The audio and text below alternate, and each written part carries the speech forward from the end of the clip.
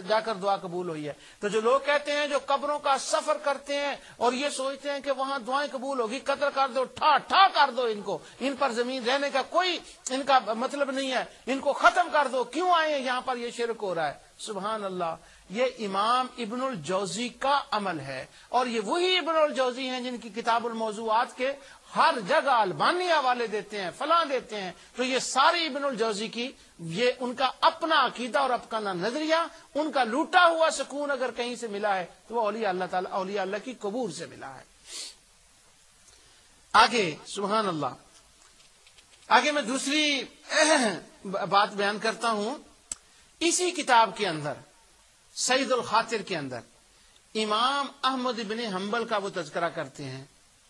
وہ کہتے ہیں امام احمد بن حنبل محدث تھے، آف کورس ان کا لمبا تذکرہ انہوں نے لکھا، وہ بتانا مقصود نہیں ہے۔ وہ کہتے ہیں امام احمد بن حنبل وہ تھے جنہوں نے 40 برس تک تعلیم حاصل کی، اور وہ عامل تھے، اور وہ رخصتوں پر عمل نہیں کرتے تھے، عزیمتوں پر عمل کرتے تھے۔ یہ بات لکھنے کے بعد آگے کہتے ہیں یہی وجہ ہے کہ آج لوگوں کے قدم ان کی قبر کی طرف اٹھ رہے ہیں، اور کئی دنیا دار علماء بھی تھے، ان کی قبر کے اوپر تو 2 بندے بھی آپ کو نظر نہیں آئیں گے، اور 1000 کا مجمع اگر آپ کو نظر آئے گا تو وہ امام احمد بن حنبل کی قبر پر نظر آئے گا۔ سبحان اللہ، کیوں لوگ جاتے ہیں وہاں پر؟ اس وجہ سے جاتے ہیں کہ یہ اللہ کے مقبول بندے ہیں، اور یہاں کھڑے ہو کر جو دعا کریں اللہ اس دعا کو قبول فرماتا ہے۔ یہ ابن الجوزی کے کہنے کا مقصد ہے، یہ نہیں ہے جو ابن تیمیہ نے کہا جا کر سلام کہہ دیں اور ان کے لیے دعا کر دیں۔ ہم اس بات کا رد نہیں کرتے، ہاں انہیں سلام کہنا چاہیے، ان کے لیے دعا بھی کرنی چاہیے، لیکن اس کے ساتھ یہ ارادہ جو کوئی کرے کہ میری دعا وہاں قبول ہوگی، یہ ارادہ شرکیہ نہیں ہے، یہ کام شرکیہ نہیں ہے۔ ہم یہ نہیں کہتے کہ وہاں دعا نہ کی جائے اور سلام نہ کیا جائے، الحمدللہ ہم سلام بھی کرتے ہیں، دعا بھی کرتے ہیں، اور اپنے لیے دعا کرتے ہیں، اور قبولیت کا اس کو سبب بھی سمجھتے ہیں۔ اسی کتاب سید الخاطر کے اندر علامہ ابن الجوزی کی یہ بڑی بے نظیر یہ کتاب اور ضم الہوا، یہ بڑی خوبصورت کتابیں ہیں انسان کے نفس کے علاج کے لیے۔ تو وہ کہتے ہیں نفس کا علاج جو ہے یہ کس طرح سے بدلتا ہے۔ آگے وہ کہتے ہیں کہ نفس کا علاج کرنے کے کئی طریقے ہیں۔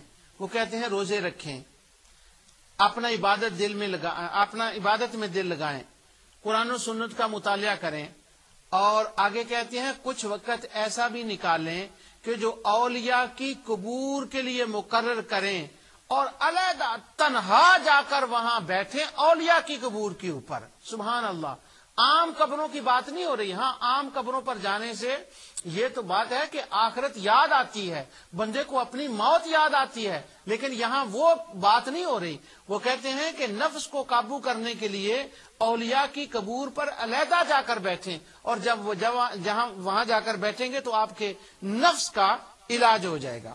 آگے کہتے ہیں کہ علماء میں سے مختلف لوگ گزرے ہیں، کہتے ہیں ان میں سے معروف کرخی کا دیکھ لیں، مثلا حسن بصری ہیں، سفیان ثوری ہیں، معروف کرخی ہیں، جن کا بدل دنیا میں نہیں، اور وہ دنیا سے کٹ گئے تھے اور حق سے جڑ گئے تھے۔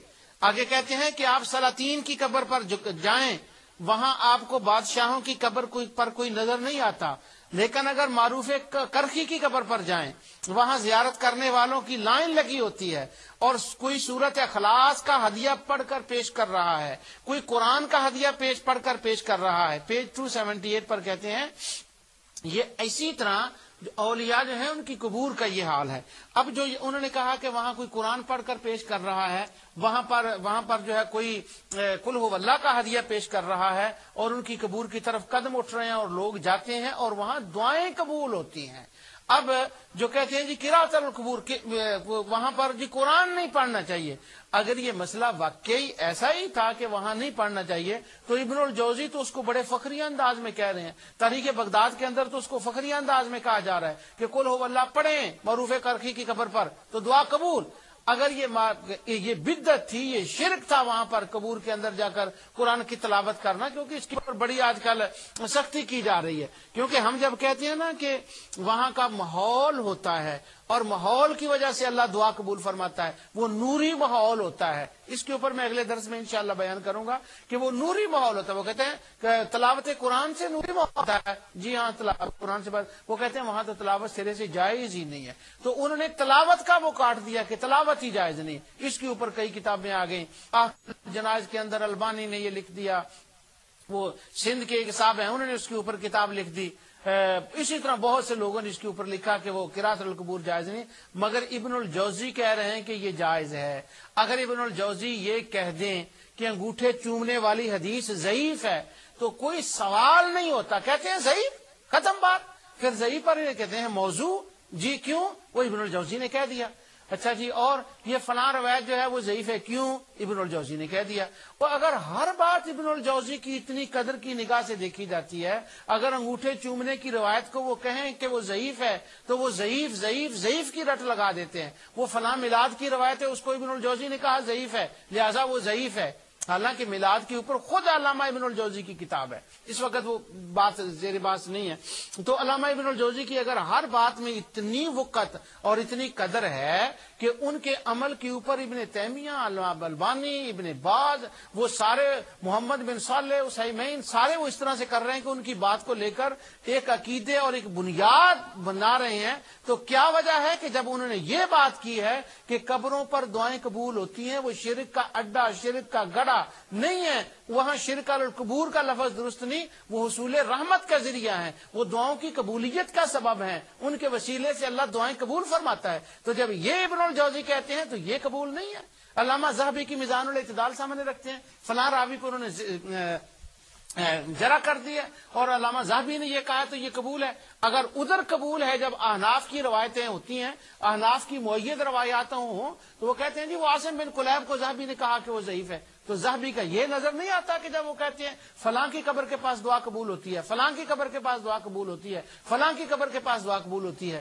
اگر ذہبی اور ابن الجوزی کا وہ مقام اتنا قبول ہے اور اس کے اوپر ایک بنیاد رکھی جاتی ہے تو کیا یہ ان کے فرمان نہیں ہے؟ اور ان کا اپنا عمل کیا ہے علامہ ذہبی کا، یہ بھی میں آگے چل کر اللہ تعالیٰ کی توفیق سے بتاؤں گا. اور امام بخاری کا اپنا عمل کیا تھا، یہ بھی میں آگے چل کر اللہ تعالیٰ کی رحمت اور اس کی توفیق سے بتاؤں گا. سبحان اللہ. تو قبور انبیاء اور صالحین پر دعائیں قبول ہوتی ہیں، اور یہ کوئی نیا مسئلہ نہیں ہے، یہ محدثین کی باتیں ہیں جو میں عرض کر رہا ہوں. سبحان اللہ. حافظ ابن تیمیہ نے رد الاخنائی، جو قاضی اخنائی رحمۃ اللہ تعالی علیہ تھے، ان کے رد میں جو رسالہ لکھا، وہ رسالہ اس بات پر ہے، وہ کتاب کے نبی کریم صلی اللہ علیہ وسلم کے روضہ اقدس کی زیارت کے لیے سفر کرنا جائز نہیں ہے. کیونکہ قاضی اخنائی رحمۃ اللہ علیہ نے یہ لکھا تھا کہ وہ جائز ہے اور مستحب ہے وہ سفر کرنا، تو اس کے رد میں ابن تیمیہ نے لکھا کہ یہ جائز نہیں. اسی کے اندر چلتے چلتے ایک بات یہ لکھی، وہ کہتے ہیں کہ عبداللہ بن مبارک کی قبر کے بارے میں لکھا کہ وہ ہیت میں ہے، اور امام احمد بن حنبل کا یہ عمل تھا کہ وہ عبداللہ بن مبارک کی قبر کی زیارت کے لیے جایا کرتے تھے. سبحان اللہ. یہ حق ہے